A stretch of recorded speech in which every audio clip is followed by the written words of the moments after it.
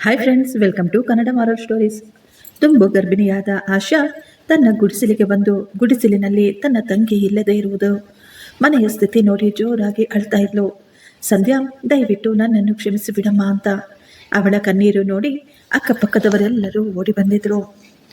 ಆಶಾ ನೋಡಲು ತುಂಬಾ ಸುಂದರವಾಗಿದ್ಲು. ಅವಳಿಗೆ ಈಗ ಸುಮಾರು 18 ವರ್ಷ. ಅವಳ ತಂಗಿ ಸಂಧ್ಯಾ, ಅವಳಿಗೆ ಸುಮಾರು 14 ವರ್ಷ. ಅವರಿಬ್ಬರು ಆ ಸುಡು ಬಿಸಿಲಿನಲ್ಲಿ ಒಂಟಿಯಾಗಿ ನಡೆದುಕೊಂಡು ಹೋಗ್ತಾ ಇದ್ರು. ಸ್ವಲ್ಪ ದೂರ ನಡೆದ ನಂತರ ಸಂಧ್ಯಾ ಹೇಳ್ತಾಳೆ, ಅಕ್ಕ, ನನಗೆ ತುಂಬಾ ಬಾಯಾರಿಕೆ ಆಗಿದೆ, ನನಗೆ ನೀರು ಬೇಕು, ನನಗೆ ನಡೆಯಲು ಆಗ್ತಾ ಇಲ್ಲ ಅಂತ. ಆಗ ಆಶಾ ಹೇಳಿದ್ಲು, ಸಂಧ್ಯಾ, ಇನ್ನು ಸ್ವಲ್ಪ ದೂರ ನಡಿ, ಸಾಯಂಕಾಲ ಆಗುವುದರೊಳಗಾಗಿ ನಾವು ಊರು ಸೇರ್ಕೋಬೇಕು, ಕತ್ಲಾದ್ರೆ ಕಷ್ಟ ಅಂತ ಹೇಳ್ತಾಳೆ. ಅವರಿಬ್ಬರು ಈಗ ಸೈಲೆಂಟ್ ಆಗಿ ನಡೆದುಕೊಂಡು ಹೋಗ್ತಾ ಇದ್ರು. ಆದರೆ ಆಶಾಗೆ ಕೂಡ ತುಂಬಾ ಬಾಯಾರಿಕೆ ಆಗ್ತಾ ಇತ್ತು. ಅವಳಿಗೆ ನೀರು ಬೇಕಾಗಿತ್ತು. ಆಶಾ ಹೇಳ್ತಾ ಇದ್ಲು, ಇನ್ನು ಸ್ವಲ್ಪ ದೂರ ನಡಿ, ಎಲ್ಲ ಸರಿ ಹೋಗುತ್ತೆ ಅಂತ. ಆಶಾಗೆ ಈಗಲೂ ನೆನಪಿತ್ತು, ನನ್ನ ತಂದೆ ತಾಯಿ ಅವರಿಬ್ಬರು ಹೇಗೆ ರೋಡಿನ ಬಳಿ ಬಿಟ್ಟು ಹೋದ್ರು ಅಂತ. ಆಗ ಆಶಾಗೆ 5 ವರ್ಷ.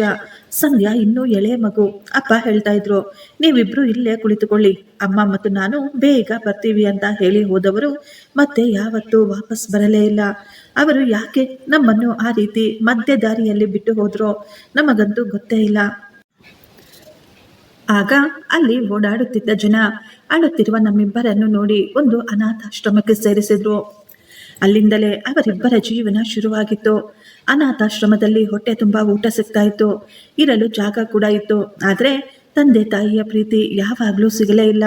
ಆದರೂ ಆಶಾ ತನ್ನ ತಂಗಿಯಾದ ಸಂಧ್ಯಾನ ತುಂಬಾ ಚೆನ್ನಾಗಿ ನೋಡ್ಕೊಳ್ತಾ ಇದ್ಲು. ಸಂಧ್ಯಾ ಅತ್ತಾಗ ಆಶಾ ಸಣ್ಣ ಸಂಧ್ಯಾಳನ್ನು ಎತ್ತಿಕೊಂಡು ಸುಮ್ಮನಾಗಿಸ್ತಾ ಇದ್ಲು.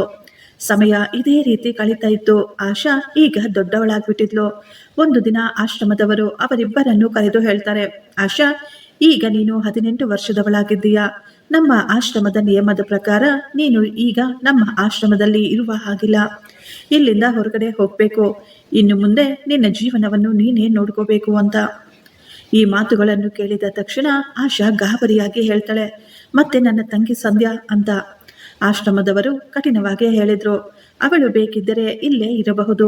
ಆಶಾ ಸ್ವಲ್ಪ ಸಮಯ ಯೋಚಿಸಿ ನಂತರ ಹೇಳ್ತಾಳೆ, ಇಲ್ಲ ಇಲ್ಲ, ನಾನು ನನ್ನ ತಂಗಿಯನ್ನು ಒಂಟಿಯಾಗಿ ಇಲ್ಲಿ ಬಿಟ್ಟು ಹೋಗೋದಿಲ್ಲ. ನಾನು ಎಲ್ಲಿ ಹೋಗ್ತೀನೋ ಅಲ್ಲಿಗೆ ನನ್ನ ತಂಗಿಯನ್ನು ಕೂಡ ಕರೆದುಕೊಂಡು ಹೋಗ್ತೀನಿ ಅಂತ. ಆ ದಿನ ಅವರಿಬ್ಬರು ಆಶ್ರಮವನ್ನು ಬಿಟ್ಟು ಹೊರಗಡೆ ಬಂದು ಬಿಟ್ಟಿದ್ರು. ಅವರು ಈಗ ದೇವಸ್ಥಾನದ ಹೊರಗೆ ಅಥವಾ ಎಲ್ಲಾದರೂ ಸಣ್ಣ ಪುಟ್ಟ ಕೆಲಸಗಳನ್ನು ಮಾಡಿಕೊಂಡು ತಮ್ಮ ಜೀವನವನ್ನು ನಡೆಸ್ತಾ ಇದ್ರು. ಆದರೆ ಎಂತಹ ಕಠಿಣ ಪರಿಸ್ಥಿತಿಯಲ್ಲೂ ಆಶಾ ಸಂಧ್ಯಾಳ ಕೈಯನ್ನು ಮಾತ್ರ ಬಿಡಲೇ ಇಲ್ಲ. ಆ ದಿನ ಅವರಿಬ್ಬರು ಒಂಟಿಯಾಗಿ ಹೋಗ್ತಾ ಇದ್ರು. ಸಂಧ್ಯಾ ಸುಸ್ತಾಗಿ ಅಲ್ಲೇ ದಾರಿ ಮಧ್ಯ ಕುಳಿತುಕೊಳ್ತಾಳೆ. ಅಕ್ಕ, ನನ್ನಿಂದ ಇನ್ನೂ ನಡೆಯೋದಕ್ಕೆ ಆಗೋದಿಲ್ಲ ಅಂತ ಅವಳು ಅಲ್ಲೇ ಕುಳಿತು ಅಳ್ತಾ ಇದ್ಲು. ಆಶಾ ತನ್ನ ತಂಗಿಯನ್ನು ಪ್ರೀತಿಯಿಂದ ಹತ್ತಿರ ಕೂರಿಸಿಕೊಂಡು ಹೇಳ್ತಾಳೆ, ಇನ್ನು ಸ್ವಲ್ಪ ಧೈರ್ಯ ತಂದುಕೊಮ್ಮ, ಹತ್ತಿರದಲ್ಲೇ ಎಲ್ಲಾದರೂ ನೀರು ಸಿಗಬಹುದು ಅಂತ. ಆಗಲೇ ಅವರಿಬ್ಬರಿಗೂ ಕಾಣಿಸುತ್ತೆ, ಸ್ವಲ್ಪ ದೂರದಲ್ಲಿ ಒಂದು ಗುಡಿಸಲು ಇರೋದು. ಅವರಿಬ್ಬರು ಅದನ್ನು ನೋಡಿ ತುಂಬಾ ಸಂತೋಷ ಪಡ್ತಾರೆ.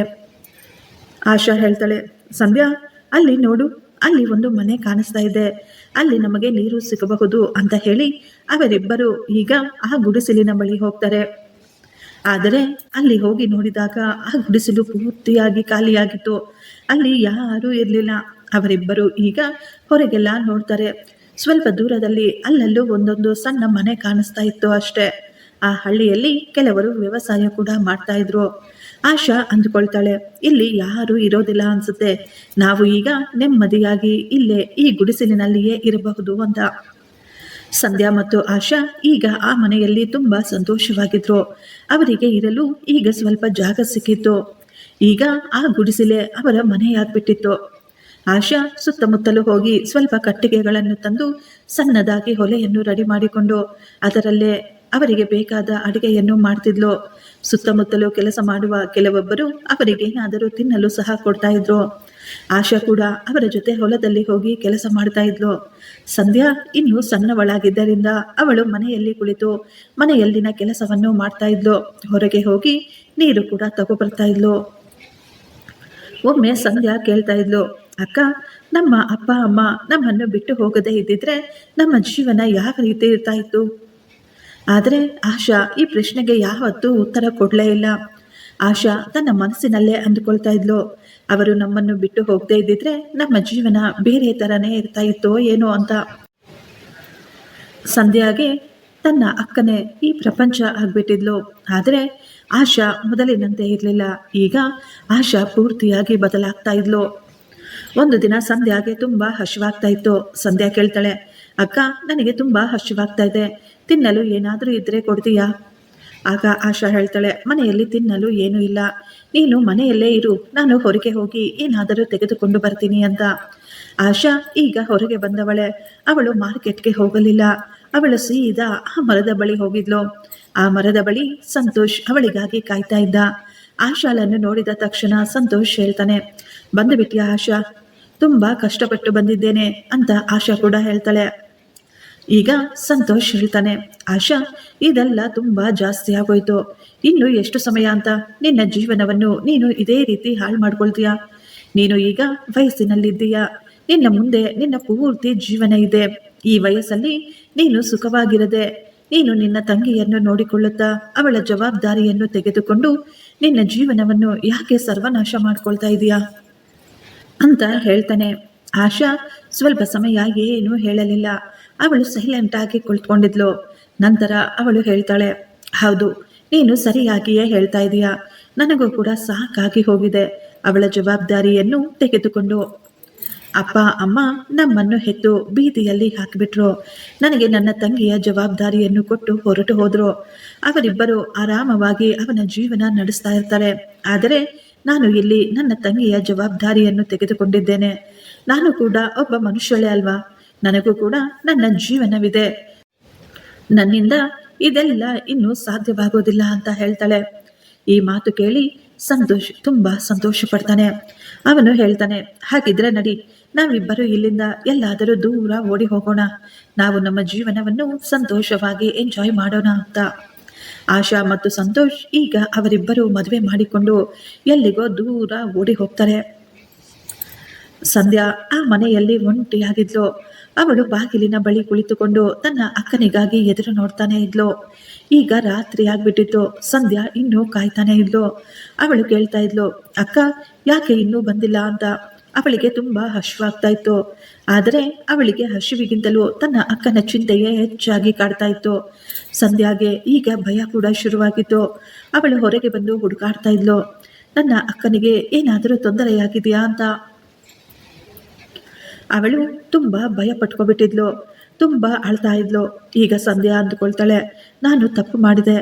ನಾನು ಅಕ್ಕನಿಗೆ ಊಟ ಬೇಕು ಅಂತ ಕೇಳಲಿಲ್ಲ ಅಂದಿದ್ರೆ ಅಕ್ಕ ಎಲ್ಲೂ ಹೋಗ್ತಾ ಇರಲಿಲ್ಲ. ಆ ರಾತ್ರಿ ಸಂಧ್ಯಾ ಹೊರಗೆ ಬಂದು ಎಲ್ಲ ಕಡೆ ತನ್ನ ಅಕ್ಕನನ್ನು ಹುಡುಕಾಡ್ತಾ ಇರ್ತಾಳೆ. ಅಕ್ಕ ಎಲ್ಲಿದೀಯಾ ಅಕ್ಕ, ನೀನು ಎಲ್ಲಿದೀಯಾ ಅಕ್ಕ, ನನಗೆ ಏನು ಬೇಡ, ನಾನು ಊಟ ಕೂಡ ತಿನ್ನೋದಿಲ್ಲ, ನೀನು ಮಾತ್ರ ಮನೆಗೆ ಬಂದು ಬಿಡು ಅಕ್ಕ ಅಂತ ಅವಳು ಅಳುತ್ತಾ ಕೇಳುತ್ತಾ ಎಲ್ಲ ಕಡೆ ಹುಡುಕಾಡ್ತಾ ಇದ್ಲು. ಅವಳು ಆ ರಾತ್ರಿಯೆಲ್ಲ ಹೊರಗೆ ಕುಳಿತು ತನ್ನ ಅಕ್ಕನನ್ನು ಹುಡುಕುತ್ತಾ ಅಳ್ತಾನೆ ಇದ್ಲು. ಆದರೆ ಸಂಧ್ಯಾಗೆ ಗೊತ್ತಿಲ್ಲ ಅವಳ ಅಕ್ಕ ಅವಳನ್ನು ಬಿಟ್ಟು ಹೊರಟು ಹೋಗಿದ್ದಾಳೆ ಅಂತ. ಸಂಧ್ಯಾ ಸುಸ್ತಾಗಿ ಈಗ ಮತ್ತೆ ತನ್ನ ಗುಡಿಸಲಿಗೆ ಬಂದು ಗುಡಿಸಲಿನಲ್ಲಿ ಕುಳಿತುಕೊಂಡು ಅಳ್ತಾ ಇದ್ಲು. ಹತ್ತು ಯಾವಾಗ ಮಲ್ಕೊಂಡ್ಲೋ ಅವಳಿಗೆ ಗೊತ್ತಾಗಲೇ ಇಲ್ಲ. ಬೆಳಿಗ್ಗೆ ಎದ್ದಾಗ ಸಂಧ್ಯಾ ತುಂಬಾ ಸಂತೋಷವಾಗಿ ಅಕ್ಕ ಅಂತ ಕೂಗ್ತಾಳೆ. ಆದರೆ ಆ ಗುಡಿಸಲಿನಲ್ಲಿ ಯಾರೂ ಇರಲಿಲ್ಲ. ಸಂಧ್ಯಾ ಈಗ ಸುತ್ತಮುತ್ತಲೂ ಎಲ್ಲ ಕಡೆ ನೋಡ್ತಾ ಇದ್ಲು. ಅಕ್ಕ ಮಾತ್ರ ಎಲ್ಲೂ ಕಾಣಿಸ್ಲೇ ಇಲ್ಲ. ಅವಳು ಈಗ ಪೂರ್ತಿ ದಿನ ಮನೆಯ ಹೊರಗೆ ಕಾಯ್ತಾ ಇದ್ಲು, ಅಕ್ಕ ಬರ್ತಾರೆ ಅಂತ. ಆದರೆ ದಿನಗಳು ಕಳೀತಾ ಇದ್ವು. ಆಶಾ ಮಾತ್ರ ವಾಪಸ್ ಬರಲೇ ಇಲ್ಲ. ಈಗ ಸಂಧ್ಯಾಗೆ ಅರ್ಥವಾಗಿತ್ತು, ನನ್ನ ಅಕ್ಕ ಇನ್ನೂ ವಾಪಸ್ ಬರೋದಿಲ್ಲ ಅಂತ. ಅವಳು ಯಾವಾಗಲೂ ಆ ಗುಡಿಸಲಿನ ಒಂದು ಮೂಲೆಯಲ್ಲಿ ಕುಳಿತುಕೊಂಡು ಅಳ್ತಾನೆ ಇದ್ಲು. ಅಕ್ಕ, ನಾನು ಏನು ತಪ್ಪು ಮಾಡಿದೆ, ನೀನು ಯಾಕೆ ನನ್ನನ್ನು ಬಿಟ್ಟು ಹೋದೆ ಅಂತ. ಈಗ ಸಂಧ್ಯಾ ಬಳಿ ತಿನ್ನಲು ಕೂಡ ಏನೂ ಇರಲಿಲ್ಲ. ಅವಳು ಎಷ್ಟೋ ದಿನದಿಂದ ಉಪವಾಸದಿಂದನೇ ಕಾಲ ಕಳೀತಾ ಇದ್ಲು. ಒಂದು ದಿನ ಸಂಧ್ಯಾ ಹಸುವಿನಿಂದ ಪಕ್ಕದ ಮನೆಗೆ ಹೋಗಿ ಕೇಳ್ತಾಳೆ, ಅಮ್ಮ ನನಗೆ ತುಂಬಾ ಹಸುವಾಗ್ತಾ ಇದೆ, ತಿನ್ನಲು ಏನಾದರೂ ಇದ್ರೆ ಕೊಡ್ತೀರಾ? ಆ ವಯಸ್ಸಾದ ಮಹಿಳೆ ಸಂಧ್ಯಾಳನ್ನು ನೋಡಿ ಅವರಿಗೆ ತುಂಬಾ ದುಃಖವಾಗಿತ್ತು. ಅವರು ತಕ್ಷಣ ಸಂಧ್ಯಾಗೆ ಸ್ವಲ್ಪ ಊಟವನ್ನು ಕೊಡ್ತಾರೆ. ತಗೋ ಮಗಳೇ, ಇದನ್ನು ತಿನ್ನು ಅಂತ. ಸಂಧ್ಯಾ ಅವರಿಗೆ ಕೈ ಮುಗಿದು ಧನ್ಯವಾದಗಳನ್ನು ಹೇಳುತ್ತಾ, ಅಮ್ಮ ನಿಮಗೆ ಯಾವ ಕೆಲಸವಿದ್ದರೂ ಹೇಳಿ, ನಾನು ನಿಮಗೆ ಕೆಲಸ ಮಾಡಿಕೊಡ್ತೀನಿ ಅಂತ ಹೇಳ್ತಾಳೆ. ಈಗ ಸಂಧ್ಯಾ ಪ್ರತಿದಿನ ಎದ್ದ ನಂತರ ಸ್ವಲ್ಪ ಸಮಯ ತನ್ನ ಅಕ್ಕನಿಗಾಗಿ ಎದುರು ನೋಡ್ತಾ ಇದ್ಲು. ಅವಳಿಗೆ ಈಗಲೂ ನಂಬಿಕೆ ಇತ್ತು, ನನ್ನ ಅಕ್ಕ ವಾಪಸ್ ಬರಬಹುದು ಏನೋ ಅಂತ. ಅಕ್ಕ ಬರದೇ ಇದ್ದಾಗ ಸಂಧ್ಯಾ ಈಗ ಹತ್ತಿರದಲ್ಲಿರುವ ಮನೆಗಳ ಬಳಿ ಹೋಗಿ ಆ ಮನೆಗಳಲ್ಲಿ ಕೆಲಸ ಮಾಡ್ತಾ ಇದ್ಲು. ಕೆಲಸದ ಬದಲಾಗಿ ಜನ ಅವಳಿಗೆ ಸ್ವಲ್ಪ ಊಟವನ್ನು ಕೊಡ್ತಾ ಇದ್ರು. ಸಂಧ್ಯಾ ಊಟವನ್ನು ಇಟ್ಟುಕೊಂಡು ಎದುರು ನೋಡ್ತಾ ಇದ್ಲು, ನನ್ನ ಅಕ್ಕ ಬರಬಹುದೇನೋ ಅಂತ. ಆದರೆ ಎಷ್ಟೇ ಸಮಯ ಕಳೆದ್ರೂ ಅಕ್ಕ ಮಾತ್ರ ವಾಪಸ್ ಬರಲಿಲ್ಲ. ಈಗ ಸಂಧ್ಯಾ ಒಂಟಿಯಾಗ್ಬಿಟ್ಟಿದ್ಲು. ಬೆಳಿಗ್ಗೆಯಿಂದ ರಾತ್ರಿಯವರೆಗೂ ಬೇರೆಯವರ ಮನೆಗಳಲ್ಲಿ ಹೊಲದಲ್ಲಿ ಕೆಲಸ ಮಾಡೋದು, ರಾತ್ರಿ ಒಂಟಿಯಾಗಿ ಮನೆಯಲ್ಲಿ ಇರೋದು, ಈಗ ಇದೇ ಅವಳ ಜೀವನವಾಗ್ಬಿಟ್ಟಿತ್ತು. ಸಂಧ್ಯಾ ಪ್ರತಿದಿನ ಹೇಳ್ತಾ ಇದ್ಲು, ಅಕ್ಕ ನೀನು ಒಂದು ಸತಿ ವಾಪಸ್ ಬಾ, ನಾನು ಇನ್ಯಾವತ್ತೂ ನಿನ್ನ ಬಳಿ ಊಟ ಕೇಳೋದಿಲ್ಲ, ನಿನಗೆ ತೊಂದರೆ ಕೊಡೋದೇ ಇಲ್ಲ ಅಂತ. ಈಗ ಸಂಧ್ಯಾ ಬಳಿ ಅಳಲು ಪುರುಸೊತ್ತೇ ಇರಲಿಲ್ಲ. ಹಸಿವು ಅವಳನ್ನು ತುಂಬಾ ಬದಲಾಯಿಸಿಬಿಟ್ಟಿತ್ತು. ಸಂಧ್ಯಾ ಈಗ ಸೂರ್ಯ ಹುಟ್ಟುವುದಕ್ಕಿಂತ ಮೊದಲೇ ಎದ್ದು ಬಾವಿಗೆ ಹೋಗಿ ನೀರು ತಂದು ಹೊಲಕ್ಕೆ ಹೋಗಿ ಅಲ್ಲಿ ಕೆಲಸ ಮಾಡ್ತಾ ಇದ್ಲು. ಬೆಳಗಿನಿಂದ ಸಾಯಂಕಾಲದವರೆಗೂ ಅವಳು ಎಷ್ಟೋ ಕಷ್ಟಪಟ್ಟು ಕೆಲಸ ಮಾಡ್ತಾ ಇದ್ಲು. ಸಾಯಂಕಾಲ ಕೆಲಸ ಮುಗಿಸಿಕೊಂಡು ಸುಸ್ತಾಗಿ ತನ್ನ ಗುಡಿಸಲಿಗೆ ಬಂದು ಬಿಡ್ತಾ ಇದ್ಲು. ಸಮಯದ ಜೊತೆ ಅವಳು ಒಂಟಿಯಾಗಿ ಬದುಕುವುದನ್ನು ಕಲಿತು ಬಿಟ್ಟಿದ್ಲು. ದಿನಗಳು ಈಗ ವರ್ಷಗಳಾಗಿದ್ವು. ಸಂಧ್ಯಾ ಈಗ ದೊಡ್ಡವಳಾಗ್ತಿದ್ಲು. ಅವಳು ಈಗ ಸುಂದರವಾದ ಯುವತಿಯಾಗಿ ಬದಲಾಗಿದ್ಲು. ಬೆಳಿಗ್ಗೆಯಿಂದ ಆ ಸುಡು ಬಿಸಿಲಿನಲ್ಲಿ ಅಷ್ಟೊಂದು ಕೆಲಸ ಮಾಡಿದ ಮೇಲೂ ಅವಳು ಎಷ್ಟೋ ಸುಂದರವಾಗಿ ಕಾಣಿಸ್ತಾ ಇದ್ಲು. ಒಂದು ದಿನ ಆ ತೋಟದ ಯಜಮಾನರು ತನ್ನ ಮಗನನ್ನು ಕರೆದುಕೊಂಡು ತೋಟಕ್ಕೆ ಬರ್ತಾರೆ. ಅವರಿಬ್ಬರು ಈಗ ಅಲ್ಲಿ ಕೆಲಸ ಮಾಡುತ್ತಿದ್ದ ಸಂಧ್ಯಾಳನ್ನು ಕೂಡ ಗಮನಿಸ್ತಾರೆ. ಯಜಮಾನರ ಮಗ ಶಂಕರ್, ಅವನು ಸಂಧ್ಯಾಳನ್ನೇ ನೋಡ್ತಾ ಇದ್ದ. ಇಷ್ಟೊಂದು ಸುಂದರವಾದ ಯುವತಿ ಇಷ್ಟೊಂದು ಬಿಸಿಲಿನಲ್ಲಿ ಎಷ್ಟು ಕಷ್ಟಪಟ್ಟು ಕೆಲಸ ಮಾಡ್ತಾ ಇದ್ದಾಳೆ ಅಂತ. ಮೊದಲ ನೋಟದಲ್ಲಿಯೇ ಸಂಧ್ಯಾ ಮೇಲೆ ಅವನಿಗೆ ಪ್ರೀತಿ ಉಂಟಾಗಿತ್ತು. ಶಂಕರ್ ಅಂದುಕೊಳ್ತಾ ಇದ್ದ, ನಾನು ಮದುವೆ ಅಂತ ಆದ್ರೆ ಕೇವಲ ಈಕೆಯನ್ನು ಮಾತ್ರ ಅಂತ ಹೇಳಿ. ಈಗ ಶಂಕರ್ ಪ್ರತಿದಿನ ಆ ತೋಟಕ್ಕೆ ಬರ್ತಾ ಇದ್ದ. ಆದರೆ ಅವನು ಯಜಮಾನರ ಮಗನ ರೀತಿ ಬರ್ತಾ ಇರಲಿಲ್ಲ. ಸಾಧಾರಣವಾದ ಬಟ್ಟೆಗಳಲ್ಲಿ ರೈತನ ಹಾಗೆ ಬರ್ತಾ ಇದ್ದ. ಶಂಕರ್ ಆ ಜನರ ಮಧ್ಯೆ ಸಾಮಾನ್ಯ ಕೂಲಿಯವನ ರೀತಿ ಕೆಲಸ ಮಾಡ್ತಾ ಇದ್ದ. ಅವನು ಸಂಧ್ಯಾ ಜೊತೆ ಮಾತನಾಡಲು, ಅವಳ ಜೊತೆ ಸ್ನೇಹ ಬೆಳೆಸಲು ಪ್ರಯತ್ನಿಸ್ತಾ ಇದ್ದ. ಒಂದು ದಿನ ಶಂಕರ್ ಕೇಳ್ತಾನೆ, ನೀನು ಇಲ್ಲಿ ಯಾವಾಗಿನಿಂದ ಕೆಲಸ ಮಾಡ್ತಾ ಇದೀಯಾ ಅಂತ. ಆಗ ಸಂಧ್ಯಾ ಹೇಳಿದ್ಲು, ನಾನು ತುಂಬಾ ವರ್ಷಗಳಿಂದ ಇಲ್ಲಿ ಕೆಲಸ ಮಾಡ್ತಾ ಇದ್ದೀನಿ. ಅವರಿಬ್ಬರು ಈಗ ಒಬ್ಬರ ಜೊತೆ ಒಬ್ಬರು ಮಾತನಾಡಿಕೊಳ್ತಾ ಇದ್ರು. ಕೆಲಸ ಮುಗಿದು ಮಧ್ಯಾಹ್ನ ಸ್ವಲ್ಪ ಸಮಯ ವಿಶ್ರಾಂತಿ ತೆಗೆದುಕೊಳ್ಬೇಕಾದ್ರೆ ಅಲ್ಲೂ ಕೂಡ ಅವರಿಬ್ಬರು ಒಟ್ಟಿಗೆ ಕುಳಿತುಕೊಂಡು ಮಾತನಾಡಿಕೊಳ್ತಾ ಇದ್ರು. ಶಂಕರ್ಗೆ ಸಂಧ್ಯಾ ತುಂಬಾ ಇಷ್ಟವಾಗ್ಬಿಟ್ಟಿದ್ಲು. ಸಂಧ್ಯಾಗೂ ಕೂಡ ಶಂಕರ್ ಇಷ್ಟವಾಗಿದ್ದ. ಸಂಧ್ಯಾಗೆ ಅನ್ನಿಸ್ತಾ ಇತ್ತು, ಇವರು ಕೂಡ ನನ್ನಂತೆಯೇ ಬಡವರು ಅಂತ. ನಿಧಾನವಾಗಿ ಅವರಿಬ್ಬರು ಈಗ ಒಳ್ಳೆಯ ಗೆಳೆಯರಾಗ್ತಾರೆ. ಈ ಗೆಳೆತನ ಯಾವಾಗ ಪ್ರೀತಿಯಾಗಿ ತಿರುಗಿತೋ ಅವರಿಗೆ ಗೊತ್ತಾಗಲಿಲ್ಲ. ಒಂದು ದಿನ ಶಂಕರ್ ಸಂಧ್ಯಾಗೆ ಹೇಳ್ತಾನೆ, ನಾನು ನಿನ್ನ ಜೊತೆ ಸ್ವಲ್ಪ ಮಾತನಾಡಬೇಕು ಅಂತ. ಸಂಧ್ಯಾ ಸ್ವಲ್ಪ ಗಾಬರಿಯಾಗಿ ಕೇಳ್ತಾಳೆ, ಏನಾಯಿತು, ನನ್ನ ಜೊತೆ ಏನು ಮಾತನಾಡಬೇಕು? ಆಗ ಶಂಕರ್ ಹೇಳ್ತಾನೆ, ನಾನು ನಿನ್ನನ್ನು ಮದುವೆ ಮಾಡ್ಕೋಬೇಕು ಅಂದ್ಕೊಳ್ತಾ ಇದ್ದೀನಿ. ಸಂಧ್ಯಾಗೆ ಏನು ಹೇಳಬೇಕು ಅರ್ಥವಾಗಲಿಲ್ಲ. ಅವಳು ಯಾವತ್ತೂ ಅಂದುಕೊಂಡಿರಲಿಲ್ಲ ತನ್ನ ಜೀವನದಲ್ಲಿ ಈ ರೀತಿಯಾದಂತಹ ಒಂದು ದಿನ ಬರಬಹುದು ಅಂತ. ಸ್ವಲ್ಪ ಸಮಯದ ನಂತರ ಸಂಧ್ಯಾ ಹೇಳ್ತಾಳೆ, ನೀನು ನಿಜವಾಗಿಯೂ ನನ್ನನ್ನು ಪ್ರೀತಿಸ್ತಾ ಇದ್ರೆ, ನನ್ನ ಜೊತೆ ಇರಬೇಕು ಅಂತ ನಿನಗೆ ಆಸೆ ಇದ್ರೆ ನನಗೇನು ಅಭ್ಯಂತರವಿಲ್ಲ, ನಾವು ಮದುವೆ ಮಾಡ್ಕೋಬಹುದು ಅಂತ. ಕೆಲ ದಿನಗಳ ನಂತರ ಅವರಿಬ್ಬರು ದೇವಸ್ಥಾನದಲ್ಲಿ ಸಿಂಪಲ್ ಆಗಿ ಮದುವೆ ಕೂಡ ಮಾಡಿಕೊಳ್ತಾರೆ. ಮದುವೆಯಾದ ನಂತರ ಶಂಕರ್ ಸಂಧ್ಯಾಳನ್ನು ಕರೆದುಕೊಂಡು ತನ್ನ ಮನೆಗೆ ಬಂದಿದ್ದ. ಆ ಮನೆಯನ್ನು ನೋಡಿ ಸಂಧ್ಯಾ ಶಾಕ್ ಆಗ್ಬಿಟ್ಟಿದ್ಲು. ಅವಳು ಗಾಬರಿಯಾಗಿ ಕೇಳಿದ್ಲು, ಇದು ಯಾರ ಮನೆ, ನಾವು ಇಲ್ಲಿಗೆ ಯಾಕೆ ಬಂದಿದ್ದೀವಿ ಅಂತ ಹೇಳಿ. ಆಗ ಶಂಕರ್ ಹೇಳ್ತಾನೆ, ಸಂಧ್ಯಾ ಇದು ನಮ್ಮ ಮನೆ. ಆ ದಿನವೇ ಸಂಧ್ಯಾಗೆ ಗೊತ್ತಾಗಿತ್ತು, ಶಂಕರ್ ಬಡವ ಅಲ್ಲ, ಒಬ್ಬ ರೈತ ಅಲ್ಲ, ಅವನು ಆ ಊರಿನ ಸಾಹುಕಾರನ ಮಗ ಅಂತ. ಸಂಧ್ಯಾ ತುಂಬಾ ಬೇಜಾರು ಮಾಡ್ಕೊಂಡು ಕೇಳ್ತಾಳೆ, ನೀನು ಯಾಕೆ ನನಗೆ ಸತ್ಯವನ್ನು ಹೇಳಲಿಲ್ಲ? ಆಗ ಶಂಕರ್ ಹೇಳ್ದ, ನಾನು ನಿನಗೆ ಮೊದಲೇ ಎಲ್ಲ ಸತ್ಯವನ್ನು ಹೇಳಿದ್ರೆ ನಾನು ಜಮೀನ್ದಾರರ ಮಗ ಅಂತ ನೀನು ಈ ಮದುವೆಗೆ ಯಾವತ್ತೂ ಒಪ್ಪಿಗೆ ಕೊಡ್ತಾನೆ ಇರಲಿಲ್ಲ. ಅಷ್ಟು ಮಾತ್ರವಲ್ಲ, ನಾನು ಅಂದುಕೊಳ್ತಾ ಇದ್ದೆ, ನೀನು ನನ್ನನ್ನು, ನನ್ನ ದುಡ್ಡು, ನನ್ನ ಶ್ರೀಮಂತಿಕೆಯನ್ನು ನೋಡಿಯಲ್ಲ, ನನ್ನನ್ನು ಒಬ್ಬ ಮನುಷ್ಯನನ್ನಾಗಿ ಪ್ರೀತಿಸಬೇಕು ಅಂತ, ನನ್ನನ್ನು ನೀನು ಇಷ್ಟಪಡಬೇಕು ಅಂತ.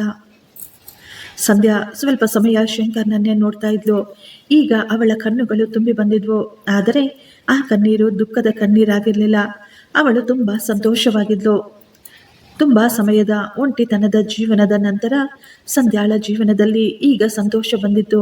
ಎಲ್ಲ ಸಂಬಂಧಗಳು ಕೂಡ ಅವಳಿಗೆ ಸಿಕ್ಕಿದ್ದವು. ಒಂದು ದಿನ ಅದೇ ಊರಿಗೆ ಒಬ್ಬ ಮಹಿಳೆ ನಡೆದುಕೊಂಡು ಬರ್ತಾ ಇದ್ಲು. ಅವಳ ಬಟ್ಟೆಗಳು ಅಲ್ಲಲ್ಲಿ ಹರಿದಿತ್ತು. ಅವು ಧೂಳಿನಿಂದ ತುಂಬಿ ಹೋಗಿದ್ವು. ಅವಳು ತುಂಬಾ ದುಃಖದಲ್ಲಿದ್ಲು. ಅವಳನ್ನು ನೋಡಿದ ತಕ್ಷಣ ಹೇಳಬಹುದಾಗಿತ್ತು ಆಕೆ ಗರ್ಭಿಣಿ ಅಂತ. ಆಕೆ ಆಕೆ ಬೇರೆ ಯಾರೂ ಅಲ್ಲ, ಆಕೆ ಆಶಾನೇ ಆಗಿದ್ಲು. ಅದೇ ಆಶಾ ಕೆಲವು ವರ್ಷಗಳ ಮೊದಲು ತನ್ನ ತಂಗಿಯನ್ನು ಒಂಟಿಯಾಗಿ ಬಿಟ್ಟು ತನ್ನ ಜೀವನಕ್ಕಾಗಿ ಹೊರಟು ಹೋಗಿದ್ಲು. ಆದರೆ ಈ ದಿನ ಅವಳ ಜೀವನ ಪೂರ್ತಿಯಾಗಿ ಬದಲಾಗಿ ಬಿಟ್ಟಿತ್ತು. ಜೀವನ ಅವಳಿಗೆ ತುಂಬಾ ದೊಡ್ಡ ಪಾಠವನ್ನು ಹೇಳಿಕೊಟ್ಟ ಹಾಗಿತ್ತು. ಜನರೆಲ್ಲ ಅವಳನ್ನು ನೋಡಿ ಗುಸುಗುಸು ಅಂತ ಮಾತನಾಡಿಕೊಳ್ತಾ ಇದ್ರು. ಇವಳು ಯಾರೋ ಬಿಕಾರಿ ಇರಬೇಕು, ನಮ್ಮ ಊರಿನ ಕಡೆ ಬರ್ತಾ ಇದ್ದಾಳೆ ಅಂತ ಅವರೆಲ್ಲ ಅಂದುಕೊಳ್ತಾ ಇದ್ರು. ಆದರೆ ಆಶಾ ಯಾರಿಗೂ ತನ್ನ ಮುಖವನ್ನು ತೋರಿಸಲಿಲ್ಲ.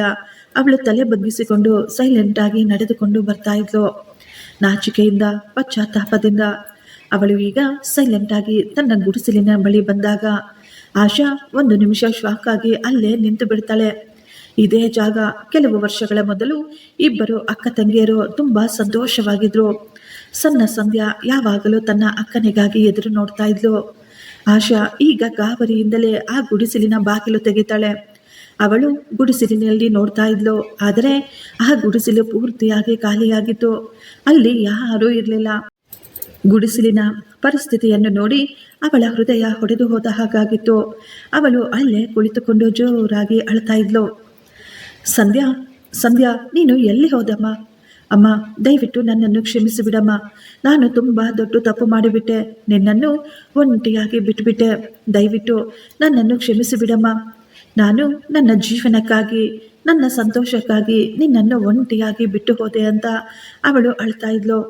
ಆಶಾ ಹೇಳ್ತಾ ಇದ್ಲು, ನಾನು ಸುಖವಾಗಿರಲು ನೀನು ಸತ್ರು ಪರವಾಗಿಲ್ಲ ಅಂತ ಬಿಟ್ಟು ಓಡಿ ಹೋದವಳು ನಾನು. ಆ ತಪ್ಪಿನ ಶಿಕ್ಷೆಯನ್ನೇ ನಾನೀಗ ಅನುಭವಿಸ್ತಾ ಇದ್ದೀನಿ. ನಿನ್ನನ್ನು ಬಿಟ್ಟು ಯಾರಿಗಾಗಿ ನಾನು ಓಡಿ ಹೋದೆನೋ ಅವನು ಕೂಡ ನನ್ನನ್ನು ಬಿಟ್ಟು ಹೊರಟು ಹೋದ. ಈ ಪರಿಸ್ಥಿತಿಯಲ್ಲಿ ನಾನು ಎಲ್ಲಿಗೆ ಹೋಗಬೇಕೋ ಗೊತ್ತಾಗ್ತಾ ಇಲ್ಲ ಅಂತ ಅವಳು ಜೋರಾಗಿ ಅಳ್ತಾ ಇದ್ಲು. ಸಂಧ್ಯಾ, ನೀನು ನನ್ನ ಮಾತನ್ನು ಕೇಳಿಸ್ಕೊಳ್ತಾ ಇದ್ರೆ ದಯವಿಟ್ಟು ಬಾಮ್ಮ, ಈ ಅಕ್ಕನನ್ನು ಕ್ಷಮಿಸಿಬಿಡು. ಒಂದೇ ಒಂದು ಸಾರಿ ನಾನು ನಿನ್ನ ಜೊತೆ ಕ್ಷಮಾಪಣೆ ಕೇಳಬೇಕು ಅಂತ ಕೇಳ್ಕೊಳ್ತಾ ಇದ್ಲು. ಆಶಾ ಅಳುವನ್ನು ಕೇಳಿ ಅಕ್ಕಪಕ್ಕದಲ್ಲಿ ಕೆಲಸ ಮಾಡುತ್ತಿದ್ದ ಕೆಲವು ಜನ ಹೆಂಗಸರು ಅಲ್ಲಿಗೆ ಬರ್ತಾರೆ. ಅವರು ನೋಡ್ತಾ ಇದ್ರು ಯಾರೋ ಗರ್ಭಿಣಿ ಹೆಂಗಸು ಆ ಮನೆಯಲ್ಲಿ ಕುಳಿತುಕೊಂಡು ಜೋರಾಗಿ ಅಳ್ತಾ ಇರೋದನ್ನ. ಒಬ್ಬ ವಯಸ್ಸಾದ ಮಹಿಳೆ ಆಶಾಳ ಹತ್ತಿರ ಬಂದು ಕೇಳ್ತಾರೆ, ಯಾರಮ್ಮ ನೀನು? ಇಲ್ಲಿ ಯಾರನ್ನು ಹುಡುಕ್ತಾ ಇದೀಯಾ? ಇಲ್ಲಿ ಕುಳಿತುಕೊಂಡು ಯಾಕೆ ನೀನು ಇಷ್ಟೊಂದು ಅಳ್ತಾ ಇದೀಯಾ? ನಿನ್ನ ಜೊತೆ ಏನಾಯ್ತು ಅಂತ. ಆಶಾ ತನ್ನ ಕಣ್ಣೀರನ್ನು ಒರೆಸಿಕೊಂಡು ಹೇಳ್ತಾಳೆ, ನಾನು ಸಂಧ್ಯಾಳನ್ನು ಹುಡುಕ್ತಾ ಇದ್ದೀನಿ. ಈ ಮಾತನ್ನು ಕೇಳಿದ ತಕ್ಷಣ ಅವರೆಲ್ಲರೂ ಒಬ್ಬರ ಮುಖವನ್ನು ಒಬ್ಬರು ನೋಡ್ಕೊಳ್ತಾ ಇದ್ರು. ಒಬ್ಬ ಮಹಿಳೆ ಹೇಳಿದ್ರು, ಸಂಧ್ಯಾ, ಆ ಹುಡುಗಿ ಈಗ ಇಲ್ಲಿ ಇರೋದಿಲ್ಲ ಅಂತ. ಈ ಮಾತು ಕೇಳಿ ಆಶಾ ಗಾಬರಿಯಾಗಿ ಎದ್ದು ನಿಂತ್ಕೊಳ್ತಾಳೆ. ಏನಾಯ್ತು ನನ್ನ ತಂಗಿಗೆ? ಏನಾಯ್ತು? ಯಾಕೆ ಯಾಕೆ ಅವಳು ಎಲ್ಲಿ ಹೊರಟು ಹೋದ್ಲು ಅಂತ ಕೇಳ್ತಾಳೆ. ಆಗಲೇ ಇನ್ನೊಬ್ಬ ಮಹಿಳೆ ಹೇಳಿದ್ಲು, ಅವಳ ಜೀವನ ಈಗ ಪೂರ್ತಿಯಾಗಿ ಬದಲಾಗೋಯ್ತು. ಅವಳ ಅದೃಷ್ಟ ಅವಳ ಕೈಯನ್ನು ಹಿಡಿದಿದೆ. ಅವಳು ಇದೇ ಊರಿನ ಸಾಹುಕಾರರ ಮಗನನ್ನು ಮದುವೆ ಮಾಡಿಕೊಂಡಿದ್ದಾಳೆ. ಸಂಧ್ಯಾ ಈಗ ತುಂಬಾ ಸಂತೋಷವಾಗಿದ್ದಾಳೆ ಆ ದೊಡ್ಡ ಮನೆಯಲ್ಲಿ ಅಂತ ಹೇಳ್ತಾರೆ. ಆ ಮಾತನ್ನು ಕೇಳಿ ಆಶಾ ಒಂದು ಕ್ಷಣ ಶಾಕ್ ಆಗಿಬಿಡ್ತಾಳೆ. ಆ ಮಹಿಳೆ ಹೇಳ್ತಾ ಇದ್ರು, ಪಾಪ ಸಂಧ್ಯಾ, ಅವರ ಅಕ್ಕ ಅವಳನ್ನು ಬಿಟ್ಟು ಹೋದಾಗ ಅವಳ ಜೀವನ ತುಂಬ ಕಷ್ಟವಾಗಿಬಿಟ್ಟಿತ್ತು. ಅವಳು ನಮ್ಮ ಮನೆಗಳಲ್ಲಿ ಕೆಲಸ ಮಾಡ್ತಾ ಇದ್ಲು. ನಮ್ಮ ಜೊತೆ ಹೊಲಕ್ಕೆ ಬಂದು ಅಲ್ಲಿ ಕೂಡ ಕೆಲಸ ಮಾಡ್ತಾ ಇದ್ಲು. ತನ್ನ ಹೊಟ್ಟೆ ತುಂಬಿಸಿಕೊಳ್ಳಲು ಎಷ್ಟೊಂದು ಕಷ್ಟಪಡ್ತಾ ಇತ್ತು ಆ ಮಗು. ಪಾಪ ಸಂಧ್ಯಾ ತನ್ನ ಅಕ್ಕನಿಗಾಗಿ ಪ್ರತಿದಿನ ಅಳ್ತಾ ಇದ್ಲು. ಅವಳ ಕಣ್ಣೀರನ್ನು ನೋಡಿದ ಆ ದೇವರು ಅವಳಿಗೆ ಒಂದು ಚಮತ್ಕಾರವನ್ನೇ ಮಾಡಿಬಿಟ್ಟಿದ್ರು. ಒಂದು ದಿನ ಜಮೀನ್ದಾರನ ಮಗ ಜಮೀನನ್ನು ನೋಡಲು ಬಂದಾಗ ಅವನು ಸಂಧ್ಯಾಳನ್ನು ನೋಡಿದ ತಕ್ಷಣ ಆ ಹುಡುಗನಿಗೆ ಸಂಧ್ಯಾ ತುಂಬಾ ಇಷ್ಟವಾಗಿ ಬಿಟ್ಟಿದ್ಲು. ಈ ದಿನ ದೇವರ ದಯೆಯಿಂದ ಆ ಹೆಣ್ಣು ಮಗು ಎಲ್ಲೋ ಸಂತೋಷವಾಗಿದೆ ಅಂತ ಹೇಳ್ತಾರೆ. ಆಗಲೇ ಆ ಮಹಿಳೆಯರು ಕೇಳ್ತಾರೆ, ಇಷ್ಟಕ್ಕೂ ನೀನು ಯಾರು? ನೀನು ಯಾಕೆ ಸಂಧ್ಯಾಳನ್ನು ಹುಡುಕ್ತಾ ಇದೀಯಾ? ಆಗ ಆಶಾ ಹೇಳಿದ್ಲು, ನಾನು ಅವಳ ದೊಡ್ಡ ಅಕ್ಕ ಆಶಾ. ಈ ಮಾತನ್ನು ಕೇಳಿ ಆ ಹೆಂಗಸರೆಲ್ಲ ಒಂದು ಸೆಕೆಂಡ್ ಶಾಕ್ ಆಗಿಬಿಟ್ಟಿದ್ರು. ನೀನು ಅವಳೇನಾ? ನೀನೇ ತಾನೇ ನಿನ್ನ ತಂಗಿಯನ್ನು ಬಿಟ್ಟು ಓಡಿ ಹೋಗಿದ್ದು ಎಂದು ಅವರೆಲ್ಲ ಕೋಪವಾಗಿ ಕೇಳ್ತಾ ಇದ್ರು. ಅವರೆಲ್ಲ ಈಗ ಆಶಾಳನ್ನು ಬೈತಾ ಇದ್ರು. ಎಂತ ಹೆಂಗಸು ನೀನು, ಅಷ್ಟು ಚಿಕ್ಕ ಹುಡುಗಿಯನ್ನು ಆ ರೀತಿ ಒಂಟಿಯಾಗಿ ಬಿಟ್ಟು ಯಾರಾದರೂ ಹೋಗ್ತಾರಾ? ಪಾಪ ಅವಳು ರಾತ್ರಿ ಹಗಲು ಅಕ್ಕ ಅಕ್ಕ ಅಂತ ಅಳ್ತಾ ಕೂತ್ಕೊಳ್ತಾ ಇದ್ಲು. ಅಂತಹ ಅಮಾಯಕ ಹುಡುಗಿಯನ್ನು ಬಿಟ್ಟು ಹೋಗಲು ನಿನಗೆ ಮನಸ್ಸಾದರೂ ಹೇಗೆ ಬಂತು? ಆ ಹೆಂಗಸರು ಹೇಳ್ತಾ ಇದ್ರು, ಈ ದಿನ ಆ ಹುಡುಗಿಯ ಭಾಗ್ಯ ತಿರಿದಿರಲಿಲ್ಲ ಅಂದಿದ್ರೆ, ಅದೃಷ್ಟ ಆ ಹುಡುಗಿಯ ಕೈಯನ್ನು ಹಿಡಿದುಕೊಳ್ಳಲಿಲ್ಲ ಅಂದಿದ್ರೆ ಈಗ ಆ ಹುಡುಗಿಯ ಪರಿಸ್ಥಿತಿ ಏನಾಗಿರ್ತಿತ್ತೋ ಏನೋ, ನೆನೆಸಿಕೊಂಡ್ರೇನೆ ಭಯವಾಗುತ್ತೆ ಅಂತ ಹೇಳ್ತಾರೆ. ಆಶಾ ನಾಚಿಕೆಯಿಂದ ತಲೆ ಬಗ್ಗಿಸಿಕೊಂಡು ನಿಂತ್ಕೊಂಡಿದ್ಲು. ನಾನು ತುಂಬಾ ದೊಡ್ಡ ತಪ್ಪು ಮಾಡಿಬಿಟ್ಟೆ ಅಂತ ಹೇಳ್ತಾಳೆ ಆಶಾ. ಅವರೆಲ್ಲರೂ ಹೇಳ್ತಾ ಇದ್ರು, ಸಂಧ್ಯಾನ ಕರೆಸೋಣ್ಬಾ ಅಂತ. ಸ್ವಲ್ಪ ಸಮಯದಲ್ಲೇ ದೂರದಲ್ಲಿ ಒಬ್ಬ ಸುಂದರವಾದ ಹುಡುಗಿ ನಡೆದುಕೊಂಡು ಬರ್ತಾ ಇದ್ಲು. ಸಂಧ್ಯಾ ತನ್ನ ಅಕ್ಕನನ್ನು ನೋಡಿದಾಗ ಅವಳು ಶಾಕ್ ಆಗಿ ಹಾಗೆಯೇ ನೋಡ್ತಾ ನಿಂತ್ಕೊಬಿಟ್ಟಿದ್ಲು. ಆಶಾ ಈಗ ತನ್ನ ತಂಗಿಯ ಕಾಲ ಬಳಿ ಕುಳಿತುಕೊಂಡು, ಸಂಧ್ಯಾ ದಯವಿಟ್ಟು ನನ್ನನ್ನು ಕ್ಷಮಿಸಿಬಿಡು, ನಾನು ತುಂಬಾ ದೊಡ್ಡ ತಪ್ಪು ಮಾಡಿಬಿಟ್ಟೆ. ನಾನು ನನ್ನ ಸಂತೋಷಕ್ಕಾಗಿ ನಿನ್ನನ್ನು ಒಂಟಿಯಾಗಿ ಬಿಟ್ಟು ಹೊರಟು ಹೋದೆ ಅಂತ ಅಳುತ್ತಾ ಕೇಳ್ತಾ ಇದ್ಲು. ನಾನು ಯಾರಿಗಾಗಿ ನಿನ್ನನ್ನು ಬಿಟ್ಟು ಹೋದ್ನೋ, ನಾನು ಯಾರಿಗಾಗಿ ನಿನ್ನನ್ನು ಮೋಸ ಮಾಡಿದ್ನೋ ಅವನು ನನ್ನನ್ನು ಬಿಟ್ಟು ಹೊರಟು ಹೋದ. ಈಗ ನನ್ನ ಬಳಿ ಯಾರೂ ಇಲ್ಲ, ನನ್ನನ್ನು ಕ್ಷಮಿಸಿಬಿಡು ಅಂತ ಅಳ್ತಾ ಇದ್ಲು. ಅಕ್ಕಪಕ್ಕದಲ್ಲಿ ಇದ್ದ ಜನರೆಲ್ಲ ಸೈಲೆಂಟ್ ಆಗಿ ಇದೆಲ್ಲವನ್ನು ನೋಡ್ತಾ ಇದ್ರು. ಸಂಧ್ಯಾ ಅಳುತ್ತಾ ತನ್ನ ಅಕ್ಕನನ್ನು ಎಬ್ಬಿಸಿ ತಬ್ಬಿಕೊಳ್ತಾಳೆ. ಅಕ್ಕ ತಂಗಿಯರಿಬ್ಬರು ಈಗ ಜೋರಾಗಿ ಅಳ್ತಾ ಇದ್ರು. ಅಕ್ಕ, ಆಗಿದ್ದು ಹಾಗೆ ಹೋಯ್ತು. ನೀನು ನನ್ನ ಅಕ್ಕ, ನಾನು ನಿನ್ನನ್ನು ಹೇಗೆ ತಾನೇ ಬಿಟ್ಟು ಬಿಡಲಿ? ಈಗ ನೀನು ಒಂಟಿಯಲ್ಲ, ನಿನಗೆ ನಾನಿದ್ದೇನೆ, ನೀನು ನನ್ನ ಜೊತೆ ನಮ್ಮ ಮನೆಗೆ ಬಾ ಅಂತ ಹೇಳ್ತಾಳೆ. ಸಂಧ್ಯಾ ತನ್ನ ಅಕ್ಕನ ಕೈಯನ್ನು ಹಿಡಿದುಕೊಂಡು ತನ್ನ ಮನೆಗೆ ಕರೆದುಕೊಂಡು ಹೋಗ್ತಾಳೆ. ಅವರೆಲ್ಲರೂ ಈಗ ಒಟ್ಟಿಗೆ ಜೊತೆಯಲ್ಲೇ ಇರ್ತಾ ಇದ್ರು ಸಂತೋಷವಾಗಿ. ಕೆಲವು ದಿನಗಳ ನಂತರ ಶಂಕರ್ ಆ ಹುಡುಗನನ್ನು ಹುಡುಕಿ ಸಂತೋಷ್ನನ್ನು ಎಳೆದುಕೊಂಡು ಬರ್ತಾನೆ. ಈಗ ಆಶಾಳ ಜೀವನ ಕೂಡ ಸರಿ ಹೋಗುತ್ತೆ ಎನ್ನುವ ಭರವಸೆ ಇತ್ತು. ಫ್ರೆಂಡ್ಸ್, ಈ ಸ್ಟೋರಿ ನಿಮಗೆ ಇಷ್ಟವಾಗಿದ್ದರೆ ಒಂದು ಲೈಕ್ ಮಾಡಿ ಮತ್ತು ನಮ್ಮ ಚಾನಲನ್ನು ಸಬ್ಸ್ಕ್ರೈಬ್ ಮಾಡಿಕೊಳ್ಳಿ. ಥ್ಯಾಂಕ್ ಯು, ಧನ್ಯವಾದಗಳು.